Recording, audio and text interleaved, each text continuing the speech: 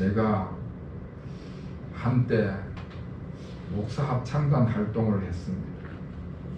그 목사 합창단 활동을 할 때에 여 가까이 있는 의왕의 서울구치소로 자주 위문 공연을 갔습니다.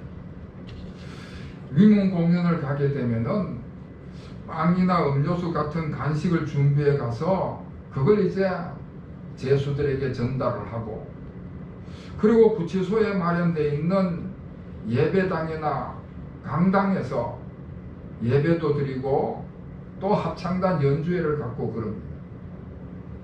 한 번은 수백 명의 제수들이 예배와 연주회에 참석을 했는데요. 그런데 모든 제수들이 다 푸른 색깔의 제수복을 입었는데 유독 두 사람이 고동색 제수복을 입고 앉아 있는 거예요. 나중에 알고 봤더니 그 두 사람은 사형수였다, 그렇게 이야기를 하더라고요. 대부분의 일반인들은 하루 일과를 마치고 퇴근을 해서 집에 들어오면은 아니면 잠자리 들기 전에 샤워를 하게 됩니다.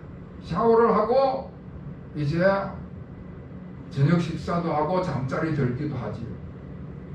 그런데 그 사형수들은 저녁에 샤워를 하지 않고 아침에 일어나면 맨 먼저 하는 게 샤워라고 그래요. 왜냐하면은 사형 집행일을 사형수들에게 알려주지 않기 때문에 자신도 언제 사형을 당할지를 알지를 못하는 것입니다. 그래서 오늘이 세상 마지막일지도 모른다 하는 생각에 마지막 가는 길에 다른 사람에게 단정한 모습을 보이고 싶어서 몸을 깨끗이 씻는 것으로 하루를 시작한다, 그럽니다. 여러분, 그러니 뭐 그 사형수들의 삶이 얼마나 불안하겠습니까? 사형수는 미결수로 분류를 합니다.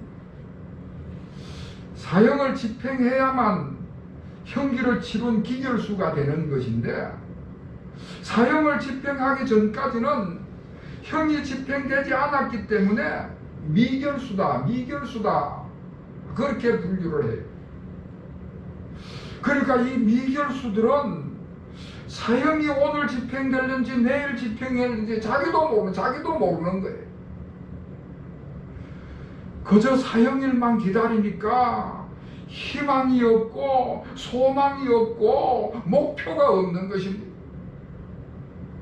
그래서 어떤 사형수들은요, 그 불안을 못 견뎌 가지고 스스로 목숨을 끊는 그런 사형수들도 허다하다는 것입니다. 여러분, 오늘 본문에 나오는 사도 바울이 바로 미결수였습니다. 사도 바울이 미결수로 저 로마 감옥에 갇혀 있었습니다.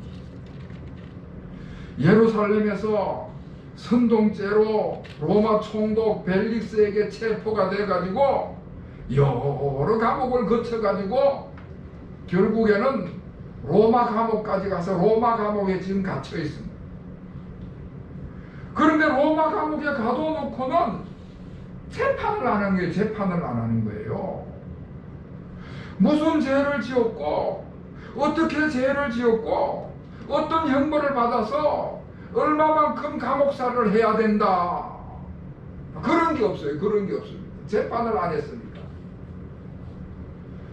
재판도 못 받고 얼마 동안 감옥에 갇혀 있어야 되는 것도 없고 하염없이 미결수로서 그 감옥 생활을 하는 것입니다. 자, 이렇게 이쯤 되면은 많은 사람들이, 모든 제수들이 미래가 없어져 버리고 희망이 없어져 버리고 목표가 없어져 버리고 의욕상실이 돼서 자포자기하는 그런 상황 가운데 놓이게 되는 것입니다. 자, 그런데 오늘 성경 말씀을 보면은 그런 사도 바울이 비록 감옥에 갇혀 있기는 하지만은 분명한 목표가 있었다 말씀을 하고 있습니다. 사도 바울은 분명한 목표를 가지고 자신의 미래를 이야기를 하고 있는 것입니다. 아멘. 사도 바울에게는 분명한 목표가 있었는데 그 분명한 목표가 부활이다. 할렐루야. 아멘. 우리 그리스도인의 최종 목표는 부활이고 하나님 나라에서 상을 받는 것이다.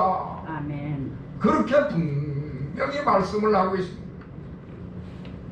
그래서 사도 바울은 그 분명한 목표를 향해서 부지런하게 달려가야 된다고 말씀을 하는 것입니다. 지난 주일에도 제가 사도 바울에 관한 말씀을 드렸습니다. 사도 바울에게 있어서 가장 고상한 가치는 예수 그리스도다. 그런 말씀을 드렸지. 여러분, 사도 바울은요, 사실 굉장히 자랑거리가 많은 그런 사람입니다. 태어날 때부터 좋은 환경에서, 좋은 가문에서 태어났고요. 성장해 가면서도 얼마나 자기가 많은 일을 노력해서 성취했는지 몰라요. 그러니까 자랑거리가 참 많은 사람이 그 사도 바울인데, 이 사도 바울은 그런 자랑거리들은 다 세속적인 것이다. 그런 것들은 육신적인 것이다. 세상의 모든 자랑거리는 세속적이고 육신적인 것이라고 치부를 하고, 오직 자기에게 고상한 가치는 예수 그리스도다. 아멘. 그렇게 고백을 하는 것입니다. 그래서 그 고상한 가치, 예수 그리스도를 얻기 위해서 자기가 가지고 있는 모든 것들은 다 배설물같이 여겼다고 이야기를 합니다. 자, 그러면서 오늘 사도 바울이 무슨 말씀을 하는가 하면은, 이제 자신에게 소원이 있는데 그 소원은 자신이 가장 고상한 가치를 여기는 예수 그리스도께서 부활하셨듯이, 그 예수 그리스도께서 부활하셨듯이 자기도 부활하는 것이 소원이다 말씀을 하는 것입니다. 그 10절 말씀을 보면은 예수 그리스도의 부활의 권능을 체험하고 심지어 주님의 고난에 참여하며 주님의 죽으심을 본받는 것이다. 그런 말씀을 하고 있습니다. 바울에게 있어서 가장 고상한 가치는 예수 그리스도이기 때문에 바울은 어떻게 하든지 간에 예수님을 따라가는 것이 자신의 소원인 것입니다. 예수님이 가신 길, 그 길을 똑같이 가고, 예수님이 하신 일, 그 일을 똑같이 하고, 예수님이 경험하신 것, 그것을 똑같이 경험하고 본받는 것이 바울의 소원이었습니다. 그래서 고난이 닥쳐도, 감옥에 갇혀 있어도 그런 것들이 두렵지가 않은 것입니다. 예수님도 고난을 당하셨기 때문에 나도 고난을 당하는 것이고, 예수님께서 죽은 자 가운데서 부활하시기 때문에 나도 자신도 부활할 것이라는 확실한 믿음이 있었습니다. 사랑하는 성도 여러분, 우리 예수님께서는 부활하셔서 사망 권세를 이기시고 우리에게도 승리의 길을 열어놓으신 줄로 믿으시기를 바랍니다. 아멘. 예수님은 부활하시고 승천하셔서 하나님 보좌 우편에 앉으셨습니다. 그래서 모든 만물이 예수님 앞에 무릎을 꿇고 그 앞에 경배를 하고 모든 만물이 입을 열어서 예수님을 찬양하는 것이죠. 말로 다 할 수 없는 모든 영광을 예수님께서 갖고 계시는 것입니다. 바울이 그걸 봤습니다. 바울이 그것을 분명하게 깨달았습니다. 완전히 이해를 했습니다. 그래서 바울도 예수님과 함께 고난을 받고 예수님과 함께 부활할 것이라는 그 소망, 그 미래, 그 목표가 분명한 것입니다. 예수님과 연합해서 예수님과 함께 죽으면은 예수님과 함께 부활할 것이라고 하는 확실한 증거를 가지고 있었습니다. 자, 그리고 바울에게 또 다른 목표가 하나 있었는데 그 또 다른 목표 하나가 14절 말씀입니다. 우리 14절을 우리 다 같이 읽겠습니다. 14절 시작. 표대를 향하여 그리스도 예수 안에서 하나님 위에서 부르신 부름의 상을 위하여 달려가노라. 아멘.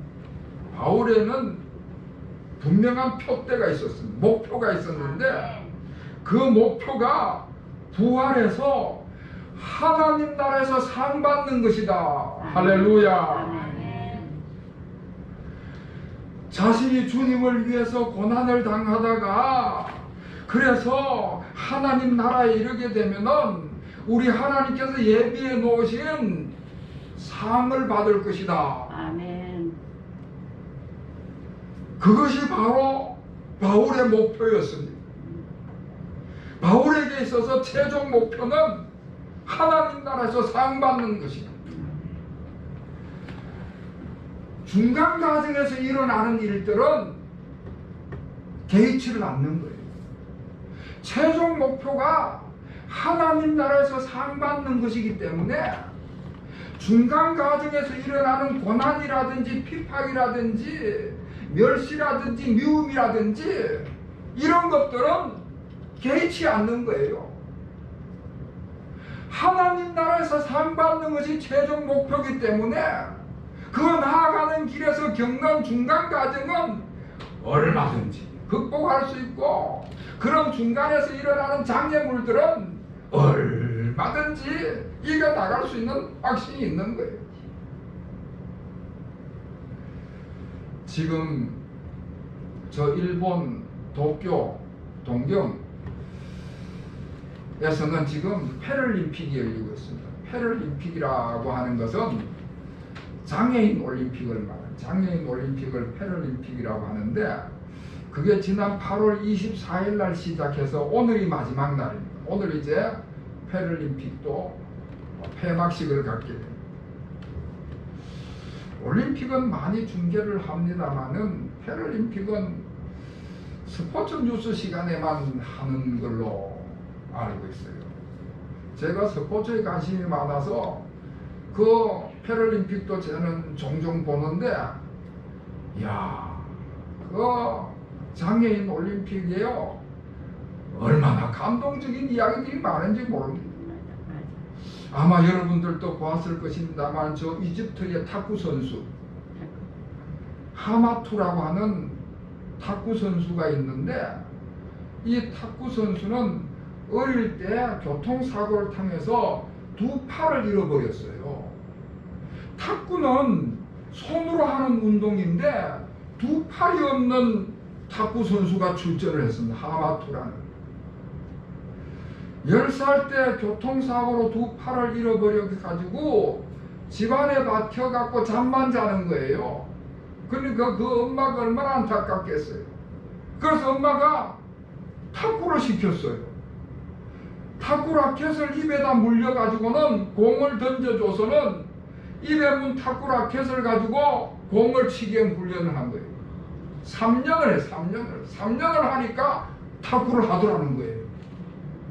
자, 그러면은 탁구공은 입에 문 라켓으로 친다 하더라도 그 공은 어떻게 던져 올릴 것이냐? 발가락으로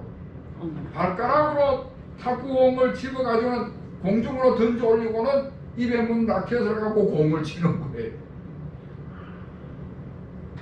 그렇게 훈련을 해갖고 아프리카 지역 예선에서 장애인 탁구대에서 2번이나 우승을 한 것입니다.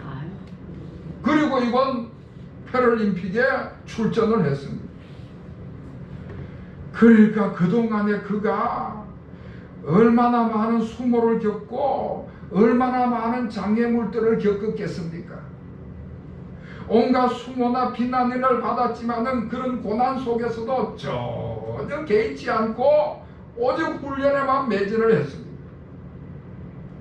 그 선수에게는 분명한 목표가 있었습니다. 패럴림픽에서 우승하는 게 목표가 아닙니다. 그게 목표가 아니고 그에게 오직 분명한 목표는 자기랑 비슷한 자기와 같은 그 장애인들에게 희망을 주는 것이 목표였습니다. 자기와 같은 장애인들에게 희망을 주는 게 목표이기 때문에 그 중간 과정에서 일어나는 어떤 고난도 비난도 다 극복하고 이겨낼 수가 있었다는 것입니다. 사랑하는 성도 여러분, 우리가 신앙생활을 할 때 우리의 최종 목표가 무엇이냐? 이걸 분명하게 해야 하는 것입니다. 우리의 최종 목표는 부활하는 것이고 하나님 나라에서 상 받는 것이다. 할렐루야. 아멘.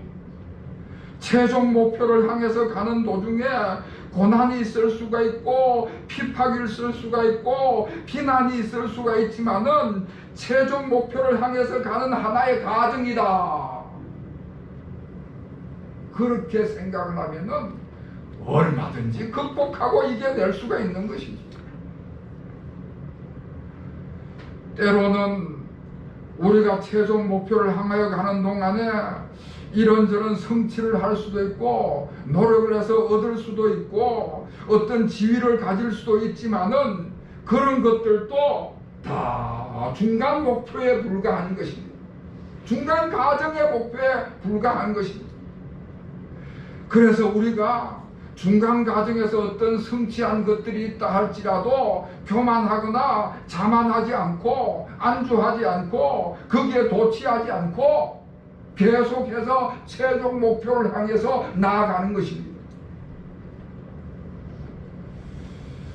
바울은 이렇게 그 미래의 목표가 분명했기 때문에 최종 목표를 향해서 확신 있는 발걸음을 가지고 그 목표를 향해서 전진해 가는 것입니다.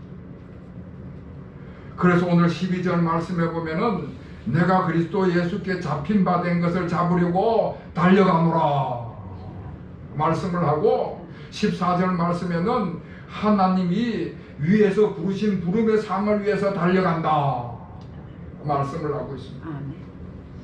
한마디로 목표가 분명하기 때문에 그 분명한 목표를 향해서 열심히 부지런히 달려간다는 것입니다. 그 목표에다가 초점을 맞추고 그 목표에만 오직 집중을 해서 부지런히 달려간다는 말씀입니다.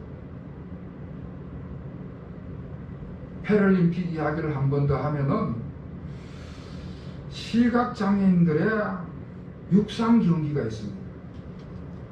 시각장애인들이 달리기를 하는 거예요. 앞이 안 보이는데 단거리도 있고 장거리도 있고 심지어 멀리 뛰기도 있더라고요. 앞이 안 보이는 시각장애인들이 달리기를 하는데 여러 종목이 있어요. 육상에는 여러 종목이 있거든요. 두 종류가 있습니다. 하나는 가이드를 붙여요. 정상인을 가이드 러너 해가지고 정상인과 시각장애인이 손목에다 끈을 묶어가지고 같이 달리는 것입니다. 또 한 종목은 시각장애인이긴 한데 정상인에 비해서 그 시력이 6%밖에 안 되는 거예요. 정상인의 6%라고 하면은 그냥 앞이 허옇기만 하지 아무것도 안 보이는 그런 시각장애인입니다. 그런데 이런 시각장애인은 가이드 러너가 없이 혼자 뛰는 거예요. 육상 경기라고 하는 것은 트랙 경기입니다. 이 트랙 경기라고 하는 것은 트랙에다가 레인을 그어놓고 줄을 그어놓고 그 레인 안에서만 뛰어야 되는 거예요. 만약에 옆레인으로 간다든지 라인을 밟는다든지 그러면은 실격 처리가 되는 것입니다. 그러니까 100m 전방의 목표를 딱 정해두고 오직 거기만 집중을 해서 최선을 다해 거기만 집중을 하는 겁니다. 그러니까 그 집중력이라고 하는 것이 얼마나 대단하겠어요? 얼마나 대단하겠습니까? 이번에 우승한 선수는요, 그 100m를 일반인도 뛰기 어려운 10초대에 11초가 안 걸려서 뛰었더라고요. 그러니까 이 시각장애인들이 달리기를 할 때에 목표에다 초점을 딱 맞췄으면은 무서운 집중력을 가지고 온전히 거기에만 전력을 다해서 뛰어나가는 것입니다. 옆에 누구 있는가 신경 쓸 겨를도 없고, 다른 사람에게는 신경 쓸 겨를도 없고, 중간에 무슨 장애물이 있느냐 신경 쓸 겨를도 없고, 오직 그 목표점을 향해서, 결승점을 향해서 거기에만 집중을 해서 달려나가는 것입니다. 사도 바울의 삶이 그렇다 말씀을 하고 있습니다. 바울은 과거를 보지 않는다 말씀을 하고 있습니다. 뒤의 것은 다 잊어버린다고 말씀을 합니다. 과거의 공적이라든지 과거의 자랑거리라든지 이런 것들에는 관심을 두지 않고 다 잊어버리고 미래만 바라보고 앞을 향해서 달려가는 것입니다. 중간 과정이 어떻고 중간 목표가 어떻고 그런 것들은 다 접어놓고 오직 최종 목표를 향해서 나아가는 것이지. 우리 예수님께서도 누가복음 9장에 보면은 이런 말씀을 하십니다. 손에 쟁기를 잡고 뒤를 돌아보는 자는 하나님 나라에 합당하지 않다. 여러분이 잘 알다시피 창세기 19장에 보면은 롯의 아내가 소돔과 고모라 성을 빠져나올 때에 뒤를 돌아본 연고로 소금 기둥이 되어버리고 말았습니다. 과거를 돌아보다가 그렇게 된 것이거든. 다시 말해서 과거가 중요한 것이 아니고 미래가 중요하다. 할렐루야. 그래서 사도 바울은 자기 스스로 완전하다고 생각을 하지 않았습니다. 12절 말씀에 이미 다 이루었다고 생각하지 않는다고 말씀을 하고 13절에는 아직 잡지 못했다고 말씀을 하고 있습니다. 다른 사람들이 볼 때는 얼마나 대단한 분입니까? 얼마나 훌륭하고 위대한 사도입니까? 그런데도 불구하고 바울은 늘 자신은 미완성이다 그런 생각을 가지고 있었습니다. 자기는 미완성이기 때문에 하나님 나라에서 상을 받기 위해서 끊임없이 달려간다고 말씀을 하는 것입니다. 끊임없이 영적 훈련을 하는 것이지. 자기의 신앙과 자기의 인격이 완성된 것이 아니기 때문에 절대 교만하지 않고 자만하지 않고 늘 겸손하고 두렵고 떨리는 마음을 가지고 열심으로 경건 훈련을 하는 것입니다. 사랑하는 성도 여러분, 우리 그리스도인들의 최종 목표가 부활해서 하나님 나라에 상 받는 줄 믿으시기를 주의 이름으로 축원합니다. 아멘. 이 목표를 분명하기 위해서는 우리도 이 최종 목표가 분명하면은 하나님 앞에 예배 드리는 것을 소홀히 할 수가 없는 것이지. 하나님 나라에서 부활해서 하나님 앞에 상 받는 그날을 생각하면은 기도하는 시간을 줄 수가 없는 것이죠. 말씀 읽고 말씀 묵상하는데도 우리가 더 많은 시간을 쏟게 될 줄로 믿습니다. 아멘. 하나님 나라에서 부활해서 상을 받을 최종 목표를 분명히 바라보시고 그 최종 목표를 향해서 부지런히 달려나가서 하나님 나라에서 상을 받으시는 우리 모든 대언교회 우리 교우들이 될 수 있기를 다시 한번 주님의 이름으로 축원합니다. 아멘. 기도하겠습니다. 하나님 아버지, 우리의 최종 목표가 무엇인지를 분명히 알게 하여 주시니 진실로 감사를 드립니다.